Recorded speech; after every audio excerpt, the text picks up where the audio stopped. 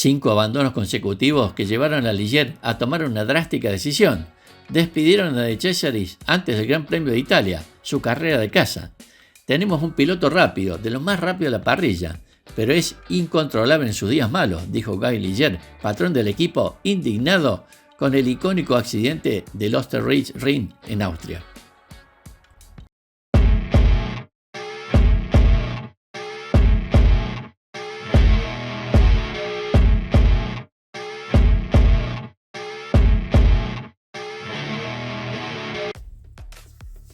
Andrea De Cesaris fue un piloto italiano de automovilismo.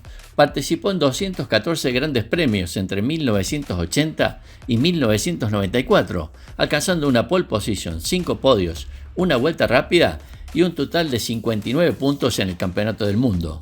Es uno de los pilotos que más carreras ha iniciado sin lograr una victoria. También es uno de los pilotos que más carreras ha abandonado, por lo que fue considerado el piloto más peligroso de la Fórmula 1. Falleció en Roma en un accidente de motocicleta.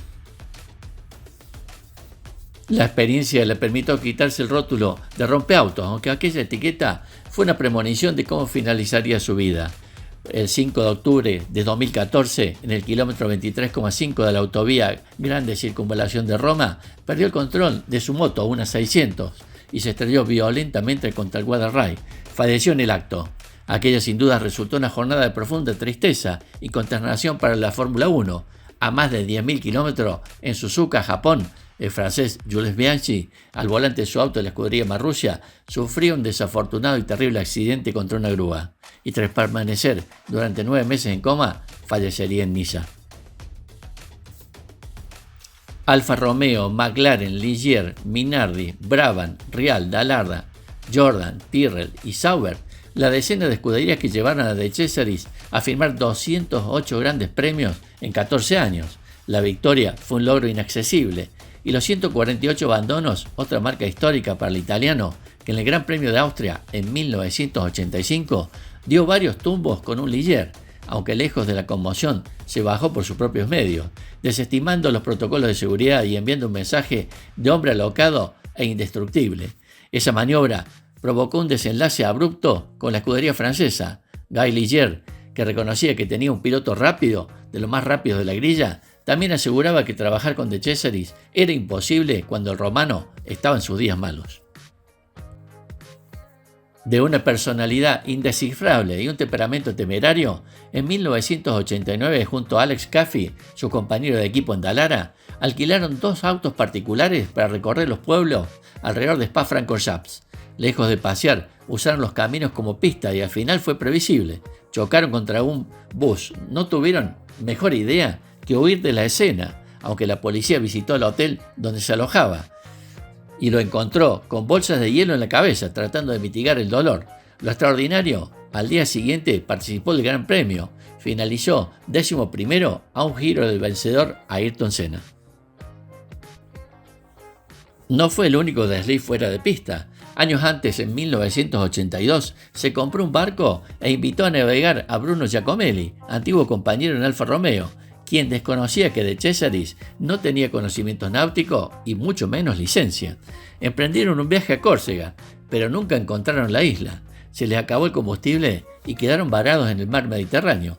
A la mañana siguiente fueron rescatados en helicóptero y regresaron a tiempo para viajar a Zandvoort para correr el Gran Premio de Holanda. De Cesaris nació en Roma el 31 de mayo de 1959. Su comienzo del automovilismo deportivo fue en 1973 en karting, como la mayoría de los jóvenes entusiastas que aspiran a convertirse en pilotos de Fórmula 1.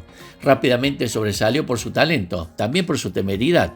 El recorrido resultó vertiginoso. En 5 temporadas se consagró 3 veces campeón italiano de karting, pero también una vez monarca europeo y del mundo. Necesitaba nuevas vidrieras, retos, y los siguientes pasos fueron la Fórmula 4 inglesa y la Fórmula 3 británica, de la que fue subcampeón en 1979, por detrás del brasileño Chico Serra. Esa temporada compitió con Alain Prost, Nigel Mansell, Stefan Johansson, Eddie Jordan y Terry Boulsen. El ascenso a la Fórmula 2 y el arribo del Gran Circo, llamados inevitables, que no podía rechazar. El vértigo y la rapidez con la que quemaba etapas era un sello de distinción, pero también de un riesgo. De Cesaris hacía cursos acelerados de aprendizaje, aunque no siempre era calificado con las mejores notas. Y en el automovilismo los errores se pagan con un alto precio, en particular si el piloto es un abonado a destruir autos. En 1978, el italiano fue protagonista de un accidente que causó escalofríos, sin dudas uno de los más famosos y que involucró nada menos que a Nigel Mansell. El encuentro de dos salvajes en una pista no podía finalizar con liviandad. El circuito fue Oulton Park, en Inglaterra, escenario en donde el inglés, que debutaba en la Fórmula 1 el mismo año que el romano, sufrió una grave lesión en la espalda y el cuello. Los médicos le comunicaron que debía guardar reposo, porque a punto estuvo de quedar cuadripléjico. Cuando la convalecencia recibió un llamado de Colin Chapman, dueño de la escudería Lotus, que lo invitaba a probar sus autos de Fórmula 1. Andrea, cuando se alistó en el equipo Project 4 de Fórmula 2, en la carrera de Cesaris se cruzó también Ron Dennis, que por entonces ya estaba involucrado en la escudería McLaren de Fórmula 1, que al igual que Alfa Romeo lucía a Marlboro como principal auspiciante. La relación entre la tabacalera y la familia de Cesaris era un puntual para la campaña del piloto romano, que llevó el sponsor de los días en la Fórmula 3. El contacto de su padre con Aliardo Bussi, socio comercial y distribuidor de la marca de cigarrillos en el continente europeo, un respaldo que era codiciado por el resto de las jóvenes promesas que se esforzaban por cumplir el sueño de sentarse en un auto de Fórmula 1. Esa temporada, y después de 34 años, Alfa Romeo regresaba al Gran Circo, una escudería que hizo historia en la Fórmula 1. Giuseppe Farina firmó la victoria en el primer Gran Premio en 1950 en Silverstone, Gran Bretaña.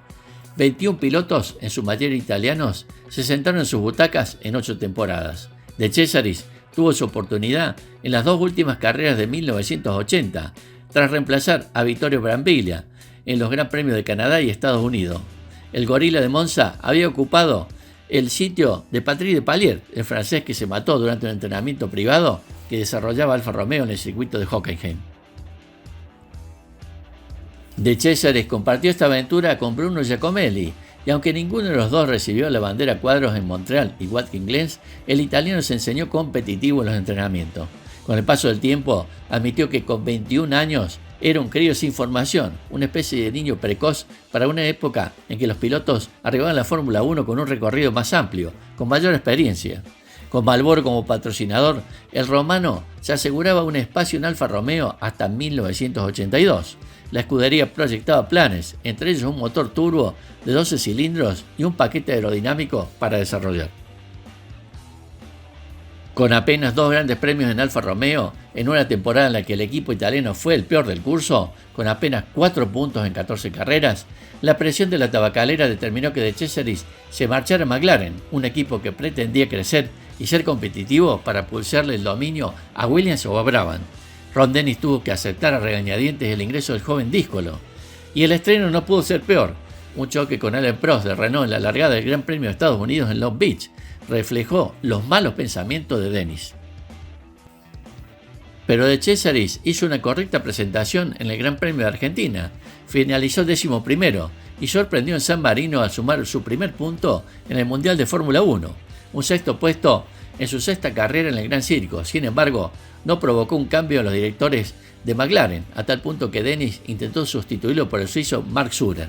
La información llegó a los oídos de Bussi, que había convertido a De Cesaris en un hijo adoptivo. El empresario montó en cólera, se comunicó con Dennis para advertirle que su piloto era inamovible, se queda en McLaren, no importa los autos que destrocen el futuro.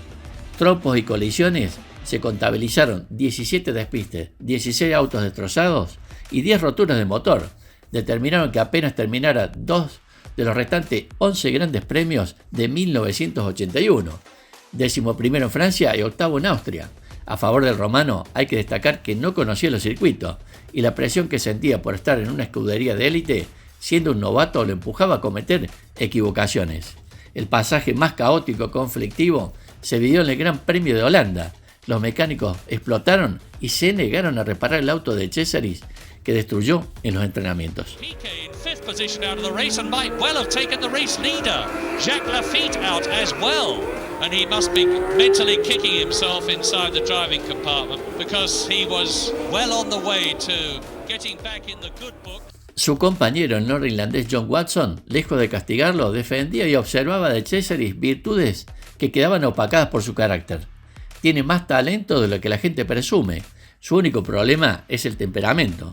Las palabras de Watson no modificaban la posición de Dennis, que tenía del proyectista John Barnard diseños para fabricar un inédito chasis de fibra de carbono.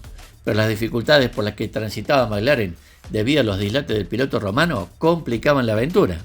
Nadie en Gran Bretaña se interesó en la novedad que ofrecía Dennis, que viajó a los Estados Unidos para convertir el sueño en realidad. El costo era millonario y la única vía de financiación que McLaren observaba como posible era sumar al magnate saudí Mansour Ojed, que desembolsaba enorme cifra en el patrocinio de Williams y Brabham.